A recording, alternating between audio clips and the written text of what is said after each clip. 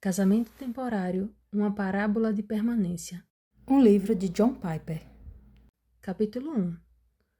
O aspecto principal em continuar casado não é necessariamente continuar apaixonado.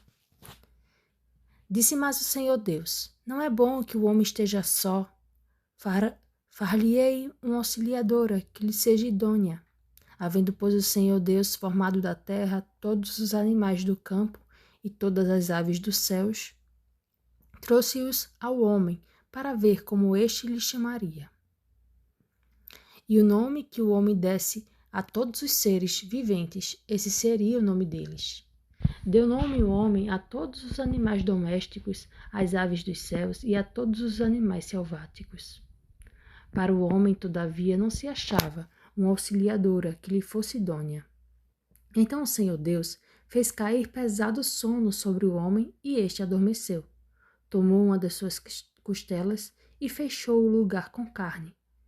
E a costela que o Senhor Deus tomara ao homem, transformou-a numa mulher e lhe a trouxe. E disse o homem: esta afinal é osso dos meus ossos e carne da minha carne.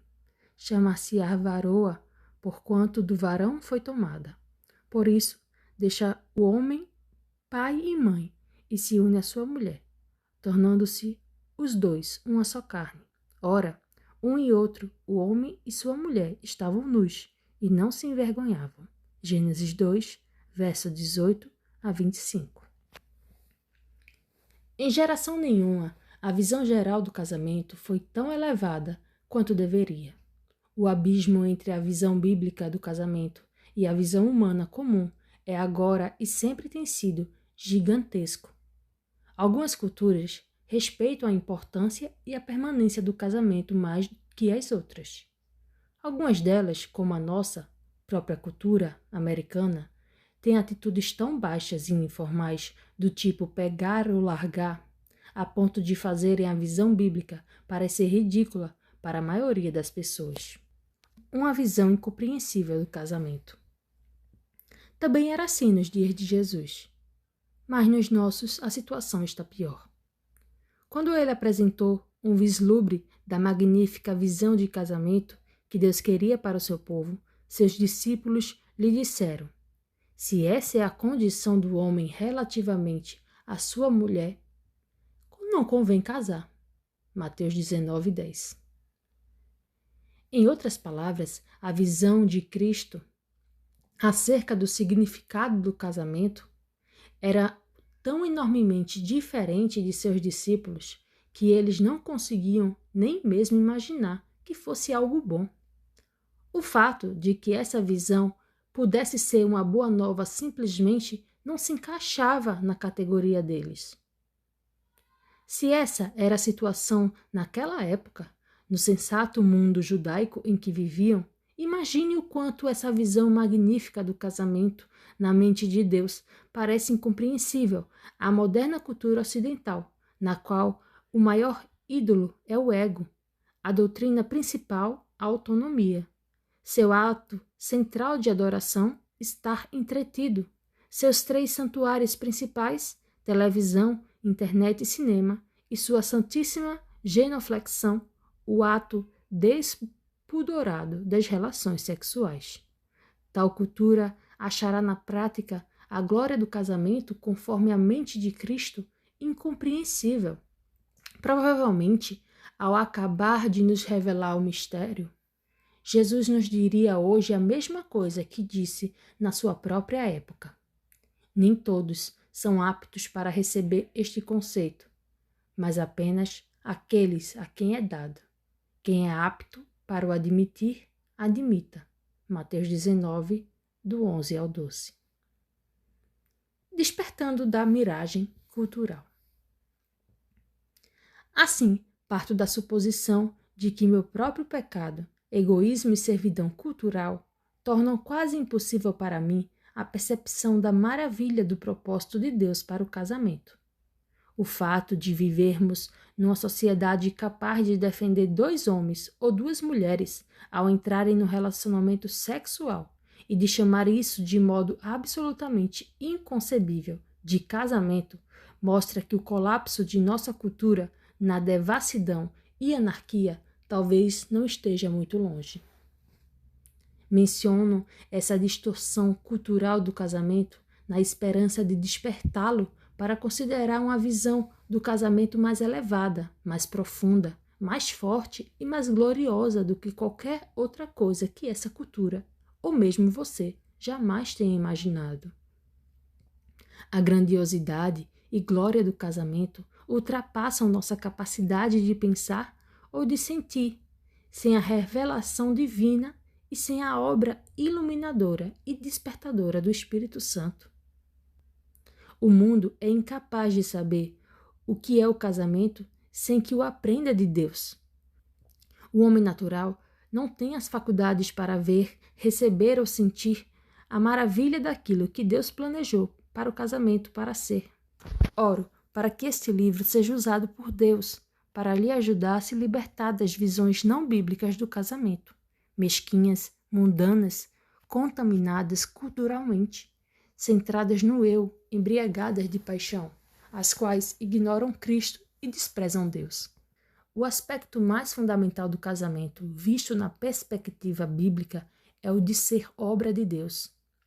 E a sua característica suprema, vista a partir da Bíblia, é a de servir para a glória de Deus. Estes são os dois pontos que tenho de atingir, mas fundamentalmente, o casamento é obra de Deus.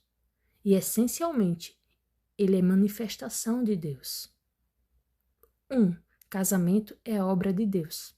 Primeiro, no seu aspecto mais fundamental, o casamento é obra de Deus. Enumero aqui, pelo menos, 4 maneiras de ver isso, explícita ou implicitamente, em Gênesis 2, do verso 18 ao 25.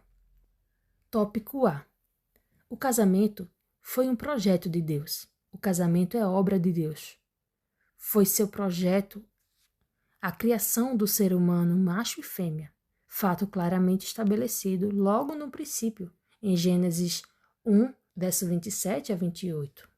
Criou Deus o homem à sua imagem, a imagem de Deus o criou, macho e fêmea os criou, e Deus os abençoou, e Deus lhes disse, frutificai e multiplicai-vos e enchei a terra. Mas isso também está claro no fluxo do pensamento em Gênesis 2, no versículo 18. O próprio Deus afirma que a solidão do homem não é boa, e é ele mesmo quem resolve completar um dos planos centrais da criação, ou seja, o homem e a mulher no casamento. Não é bom que o homem esteja só, far-lhe-ei uma auxiliadora que lhe seja idônea. Não perca a declaração central e de importância absoluta. O próprio Deus fará um ser perfeitamente adequado para o homem, uma esposa. Então, ele faz passar os animais diante de Adão, para que ele possa ver que não há criatura apropriada. Essa criatura tem de ser feita unicamente do homem, para que seja da essência dele. Um ser igualmente humano, segundo a imagem de Deus, exatamente conforme Gênesis 1, 27. Portanto, lemos nos versículos 21 a 22. Então o Senhor Deus fez cair pesado sono sobre o homem, e este adormeceu. Tomou uma das suas costelas e fechou o lugar com carne, e a costela que o Senhor Deus tomara ao homem transformou-a numa mulher e lhe a trouxe. Deus fez a mulher. Esse texto termina nos versículos 24 a 25, com as seguintes palavras: tornando-se os dois uma só carne. Ora, um e outro, o homem e sua mulher estavam nus e não se envergonhavam. Em outras palavras, tudo se movia na direção do casamento. Assim, a primeira coisa que deve ser dita quanto ao fato de o casamento ser obra de Deus é que o casamento foi desígnio seu ao criar o ser humano, macho e fêmea. Tópico B. Deus entregou a primeira noiva. O casamento também é obra de Deus porque ele cumpriu o papel do primeiro pai ao entregar a noiva ao noivo. Gênesis 2, 22 diz: a costela que o Senhor Deus tomara ao homem transformou-a numa mulher e lhe a trouxe. Ele não a escondeu nem obrigou Adão a procurá-la. Ele a fez e depois a trouxe para ele. No sentido mais profundo, ele lhe serviu de pai. E agora, embora ela lhe pertencesse em razão da criação, ele a deu ao homem nesse tipo de relacionamento, absolutamente novo, denominado casamento, diferente de qualquer tipo de relacionamento no mundo. Tópico C. Deus trouxe à existência o plano do casamento. O casamento é obra de Deus, porque não somente criou a mulher com esse propósito e a levou ao homem, como o pai leva a filha ao seu marido, mas também porque Deus trouxe à existência o projeto do casamento. Ele fez isso no versículo 24. Deixa o homem, pai e mãe, e se une à sua mulher, tornando-se os dois uma só carne. Quem está falando em Gênesis 24? O escritor de Gênesis. E o que acreditava Jesus acerca do escritor de Gênesis? Ele acreditava que era Moisés. Lucas 24, verso 44. Ele também cria que Moisés estava inspirado por Deus, de sorte que aquilo que Moisés estava dizendo era Deus quem dizia. Podemos ver isso se olharmos atentamente para Mateus 19, verso 4 a 5. Respondeu ele, Jesus: Não tendes lido que o Criador desde o princípio os fez homem e mulher e que disse, observe, Deus disse, por esta causa deixará o homem pai e mãe e se unirá à sua mulher, tornando-se os dois uma só carne? Jesus disse que as palavras de Gênesis 2:24 são de Deus, embora tenham sido escritas por Moisés. Portanto, o casamento é obra de Deus, porque Deus, pela sua palavra, trouxe à existência o seu projeto mais primordial. Deixa o homem pai e mãe e se une à sua mulher, tornando-se os dois uma só carne. Tópico D. Deus realiza a união em uma só carne. Em quarto lugar, o casamento é obra de Deus, porque é o próprio Deus quem realiza a união referida nas palavras, tornando-se os dois uma só carne. Essa união está no centro daquilo que é o casamento. Gênesis 2:24 é a palavra de Deus de instituição do casamento. Mas da mesma maneira que foi Deus quem tirou a mulher da carne do homem, Gênesis 2:21, é Deus quem em cada casamento ordena e realiza a união denominada uma só carne. Não é o homem quem cria isso, é Deus. E não está no poder do homem destruí-lo. É o que está implícito em Gênesis 2:24. Mas Jesus o explicita em Marcos 10, verso 8 ao 9. Ele cita Gênesis 2:24 e, em seguida, acrescenta um comentário que estronda como um trovão. Serão os dois uma só carne, de modo que já não são dois, mas uma só carne. Portanto, o que Deus ajuntou, não separe o homem. Quando o casal profere seus juramentos, o personagem principal, o agente principal, não é o homem, nem a mulher, nem o pastor, nenhum dos pais. É Deus. O mundo não sabe disso. O que é uma das razões de o casamento ser tratado com tanta informalidade. E os cristãos, muitas vezes, fazem de conta que não sabem disso. O que é uma das razões de o casamento na igreja não ser visto como a maravilha que ele é. O casamento é obra de Deus porque é a união, numa só carne que o próprio Deus realiza.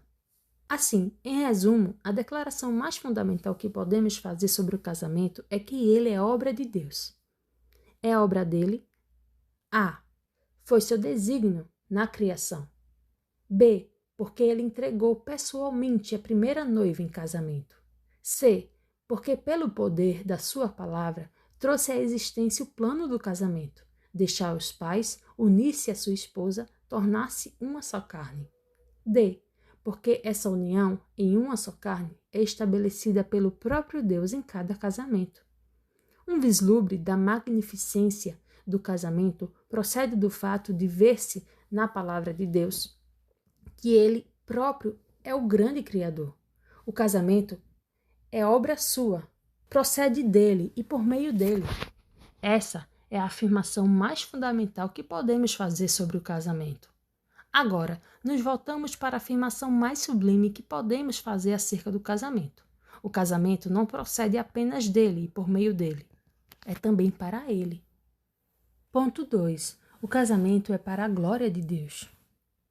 A sublimidade vista na Bíblia acerca do casamento é que ele existe para a glória de Deus. Mas fundamentalmente, o casamento é obra de Deus. Mais sublimemente, o casamento é manifestação de Deus.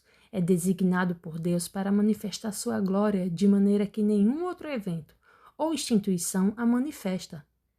A maneira de ver isso com mais clareza é conectar Gênesis 2:24 com o seu uso em Efésios 5, verso 31 a 32. Em Gênesis 2:24, Deus diz: Deixa o homem, pai e mãe, e se une à sua mulher, tornando-se os dois uma só carne.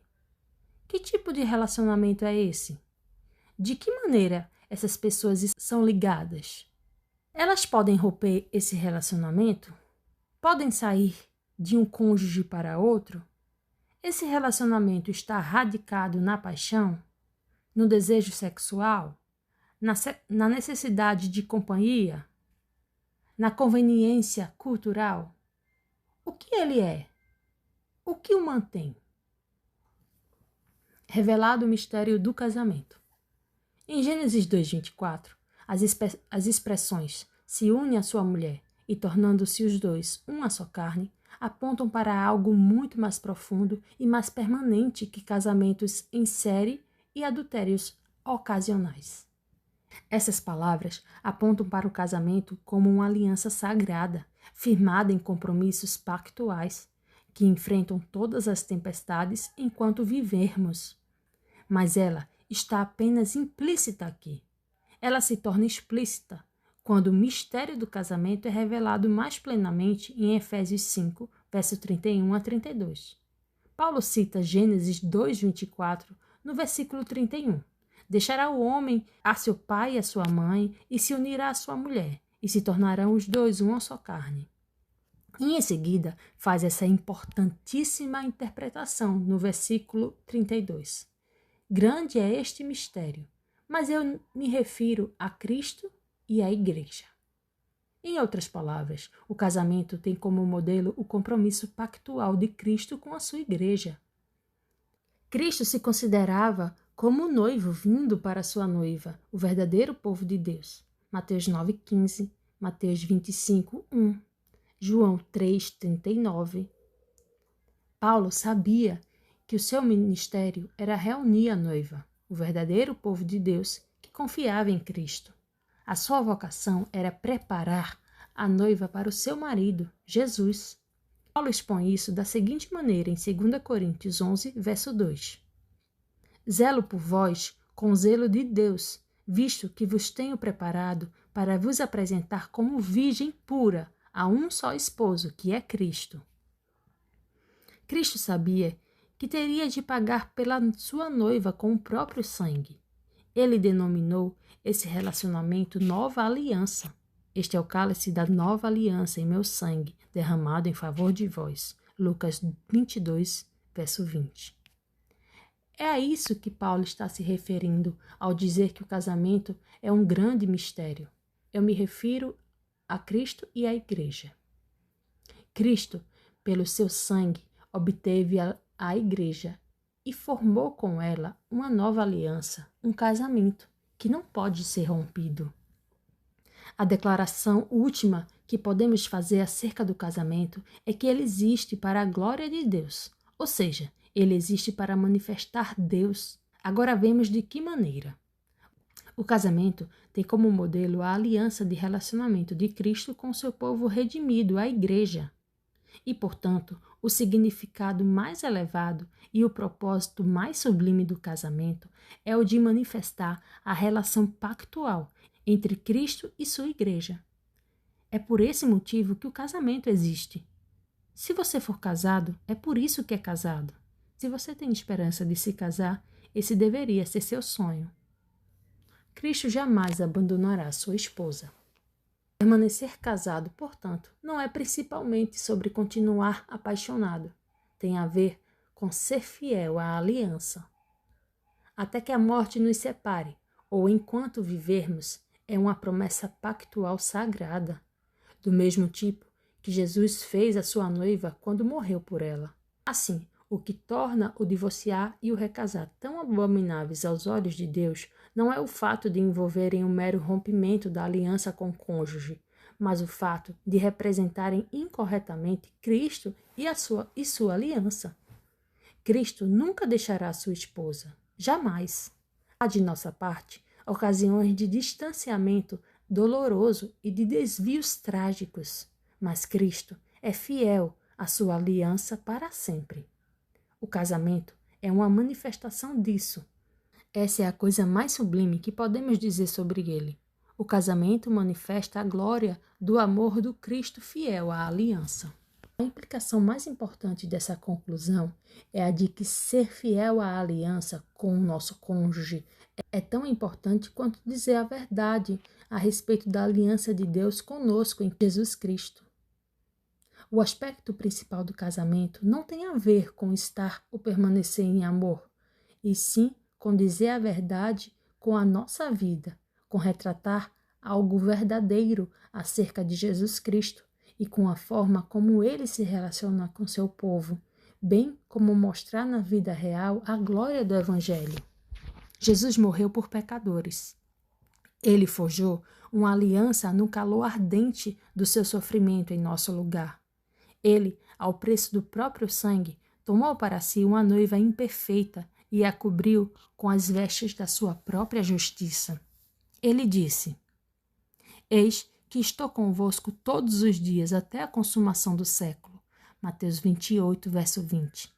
E de maneira alguma te deixarei, nunca, jamais te abandonarei.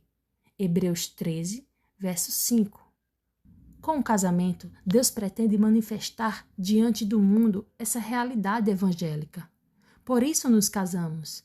E por essa razão, todas as pessoas casadas estão casadas, mesmo quando desconhecem esse evangelho e não o abraçam. Sobre o destino da mulher e do homem, paira a sombra escura de uma palavra da ira de Deus, um fardo da parte de Deus que ambos têm de levar. A mulher terá filhos em meio a dores, e ao prover para sua família, o homem tem de ceifar muitos cardos e abrolhos e trabalhar no suor de seu rosto. Tal fardo deve fazer homem e mulher invocarem a Deus e deveria lembrar-lhes o seu destino eterno no reino divino. A sociedade terrena é apenas o começo de uma sociedade celestial, o lar eterno, uma imagem do lar celeste. A família da terra, um símbolo da paternidade de Deus. Dietrich Bonhoeffer.